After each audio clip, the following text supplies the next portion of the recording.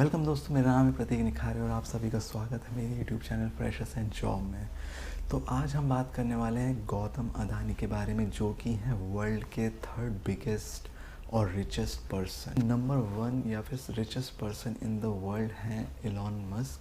Second number पे थे Jeff Bezos, जो कि अब 4th नंबर पे हैं, और सेकंड नंबर पे हैं बर्नार्ड अर्नल्ड, और थर्ड नंबर पर है गौतम अदानी। आज हम बात करने वाले हैं गौतम अदानी के बिज़नेस के बारे में, उनकी लाइफ के बारे में, उनके स्ट्रगल्स के बारे में, और उन्होंने ये जो अचीव किया है, ये जो नंबर 3rd पर आए हैं वर्ल्ड में सबसे ज़्यादा अमीर आदमियों के लिस्ट में, वो कैसे अचीव की है और क्या उनके करियर के टर्निंग पॉइंट रहे हैं, क्या उनको हेल्प मिली है, क्या हाँ उनको बेनिफिट्स मिले हैं, क्या उनके थॉट्स रहे हैं, क्या उन्होंने अचीव किया है, कैसे अचीव किया है, उन्होंने कहाँ से स्टार्ट किया था, उनके लाइफ के चैलेंजेस क्या हैं, उनके करियर में क्या क्या अचीवमेंट्स रहे हैं, वो हम सब आज डिस्कस करेंगे। और अगर आप इस चैनल पर नए हैं तो प्लीज़ लाइक एंड सब्सक्राइब ज़रूर करना, नोटिफिकेशन बेल को भी ऑन कर लेना ताकि आपको आगे आने वाले सभी वीडियोस इसी तरह के मिलते रहें। गौतम अदानी की वर्थ है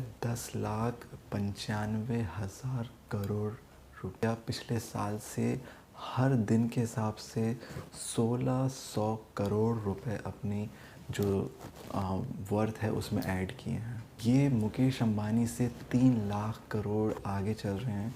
3 लाख करोड़ ज़्यादा इनकी वर्थ है as compare to Mukesh Ambani. जो नंबर 1 पर हैं एलॉन मस्क, उनकी वर्थ 220 करोड़ थी, और जो सेकंड नंबर पर हैं बर्नार्ड, उनकी वर्थ है 150 बिलियन यूएस डॉलर्स। तो अगर बात करें गौतम अदानी की ग्रोथ के बारे में, तो उन्होंने सबसे ज़्यादा 2014 जब मोदी गवर्नमेंट आई थी इन पावर, इन सेंट्रल गवर्नमेंट, उसके बाद 2014 से लेकर अभी तक 1600% या 1600 टाइम्स की ग्रोथ मिली है, जो कि पिछले साल में अगर देखा जाए तो बहुत ही ज़्यादा डबल हुई है ऑलमोस्ट उनकी वर्थ, क्योंकि उन्होंने काफ़ी सारे energy, renewable energy, transmission, solar power, renewable energies की इतनी बड़ी ग्रोथ का कारण है उनके diversified business.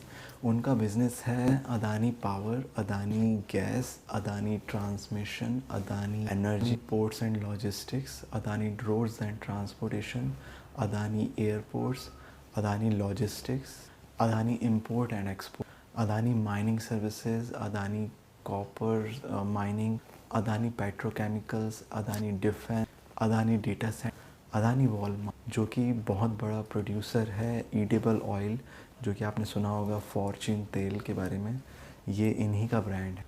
Adani digital labs. इसमें सबसे बड़ा सवाल है कि अदानी ग्रुप या अदानी एंटरप्राइज इतना ज़्यादा प्रॉफिट कैसे कमा रहा है। सबसे बड़ा रीज़न है उनकी अपब्रिंगिंग, या गुजराती कहावत कुछ बड़ा करना है, जिसका फॉलो किया धीरू भाई अंबानी ने, मुकेश अंबानी ने। सभी गुजरातियों का ये मानना है कि कुछ बड़ा करना है।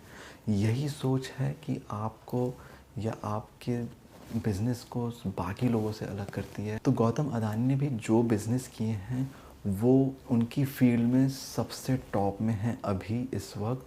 Largest in every single business, largest solar energy provider, largest thermal energy provider, जितने भी उनके बिज़नेस हैं वो सब लार्जेस्ट हैं। उनकी कंपनी लार्जेस्ट कोल माइनिंग में भी है, लार्जेस्ट कोल प्रोवाइडर में भी है, लार्जेस्ट कोल कॉन्ट्रैक्टर में भी सबसे बड़ी है, और लार्जेस्ट पावर सप्लायर है, लार्जेस्ट डिस्ट्रीब्यूटर है ऑफ पावर ट्रांसमिशन। तो दोस्तों, गौतम अदानी की सबसे बेहतरीन बात जो है वो अपनी जनरेशन के फर्स्ट पर्सन है जिन्होंने अपने 40 साल के बिज़नेस में ही, या जिन्होंने अपने 40 साल के करियर में ही one of the richest person बन गए हैं।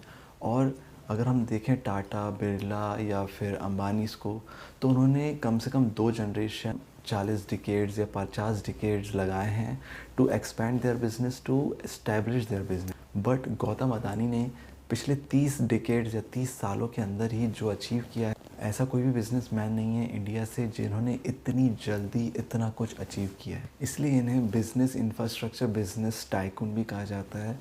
इन्होंने गवर्नमेंट के साथ जो इंडिया का डेवलपमेंट या इंडिया की ग्रोथ में कंप्लीट इंफ्रास्ट्रक्चर इस्टेब्लिश करने में जो योगदान दिया है, बेसिक नीड्स को फुलफ़िल करने में और growth and proper development provide करने में गवर्नमेंट का जो साथ दिया वो एक्सेप्शनली वेल है। और गौतम अदानी के जो भाई हैं विनोद अदानी, वो एक एनआरआई हैं, दुबई में इस्टेब्लिश्ड हैं।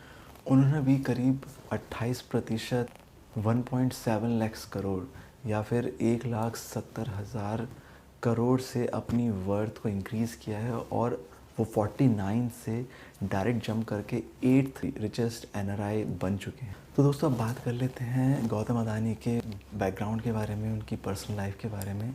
ये अहमदाबाद से बिलोंग करते हैं, गुजराती फैमिली से, मिडिल क्लास फैमिली से। उनकी लाइफ का टर्निंग पॉइंट था जब उन्होंने 12th के बीच में ही ड्रॉप आउट लेकर मुंबई जाने का फ़ैसला किया और वहाँ पर जाकर कुछ बड़ा बिजनेस करने की कोशिश की। बट स्टार्ट में उन्होंने अपने एक्सपेंसेस को मैनेज करने के लिए डायमंड सॉर्टिंग का जॉब किया और वहाँ पर वो धीरे धीरे बिज़नेस को जानते रहे। उसके बाद फिर उन्होंने खुद का एक डायमंड ब्रोकरिंग या डायमंड बिज़नेस चालू किया। वो कुछ सालों तक चलाए। यही बिज़नेस 1988 तक किया। तब उन्होंने एक अपना एक्सपोर्ट बिज़नेस में कॉन्ट्रैक्ट क्रैक किया, कॉन्ट्रैक्ट लिया गवर्नमेंट से, इंडियन गवर्नमेंट से। गुजरात में उन्होंने मुंद्रा पोर्ट, जो कि one of the biggest port है ऑफ इंडिया, वहाँ से उन्होंने इंपोर्ट एक्सपोर्ट का कॉन्ट्रैक्ट लिया। उसके बाद उन्होंने अपना coal mining, thermal power generation का भी बिज़नेस स्टार्ट किया, उसी पैसे से फंडिंग करके, और काफ़ी इस्टेब्लिश करने में उसे टाइम लगा। वो एक बहुत ही अच्छा बिज़नेस स्टार्ट किया था उन्होंने एट द अर्लीस्ट, क्योंकि उस टाइम पे कंपटीशन बहुत ही कम था इस फील्ड। उन्होंने अपना थर्मल पावर जनरेशन और कोल माइनिंग का बिज़नेस चालू रखा। इसके साथ ही उन्होंने उसके बाद उन्होंने अपने business petrochemical, cement, data centres और कॉपर रिफाइनिंग में भी स्टार्ट कर दी। और इन सभी बिज़नेस में सबसे सक्सेसफुल जो बिज़नेस बना वो कोल ट्रेडिंग, कोल माइनिंग का बना, जिसमें से कि उन्होंने काफ़ी ज़्यादा प्रॉफिट अर्न किया। और इसी के साथ उनके पास जो पोर्ट्स का है कॉन्ट्रैक्ट, पोर्ट्स का जो ऑपरेशंस अथॉरिटी है, मुंबई सबसे बिजिएस्ट पोर्ट और मुंद्रा पोर्ट, इससे सबसे ज़्यादा प्रॉफिट मिला है। इसके अलावा जो 8 पोर्ट्स हैं उससे भी इन्हें बहुत ज़्यादा प्रॉफिट मार्जिन मिला है। मुझे इनका सबसे ज़्यादा पसंद है ग्रीन एनर्जी बिज़नेस, जिसमें उन्होंने सभी सोलर एनर्जी या फिर जितने भी नेचुरल रिसोर्सेज हैं उससे एनर्जी जनरेट की है, पावर जनरेट किया है, गैस जनरेट किया है, और इसी से उन्होंने कंप्लीट इंडिया में as a private sector top distribution supply की है। तो अदानी ग्रुप ने 2018 में भी एक माइलस्टोन इस्टेब्लिश किया है, जिसमें उन्होंने एक फ्रेंच ग्रीन एनर्जी प्रोवाइडर या ग्रीन एनर्जी बिज़नेस के साथ कोलैबोरेट किया है। इंडियन बैंक्स में ज़्यादा लोन लेकर या रिलाय होकर काम नहीं किया है। उन्होंने फॉरेन डायरेक्ट इन्वेस्टमेंट, या फिर कहना चाहिए कि गवर्नमेंट पॉलिसीज़ के हिसाब से जो भी फॉरेन इन्वेस्टमेंट आया है उसके थ्रू ही उन्होंने अपनी कंपनी में इन्वेस्टमेंट कराया है, जिसके कारण उनकी कंपनी की थोड़ी सी जो फाइनेंशियल स्टेबिलिटी है वो कम है। बट ये इतने मल्टीपल या इतने डाइवर्सिफाइड बिजनेस कर रहे हैं कि अगर उनका कोई भी एक बिज़नेस डाउन होता है तो ही कैन कवर अप और he can like backup with other businesses.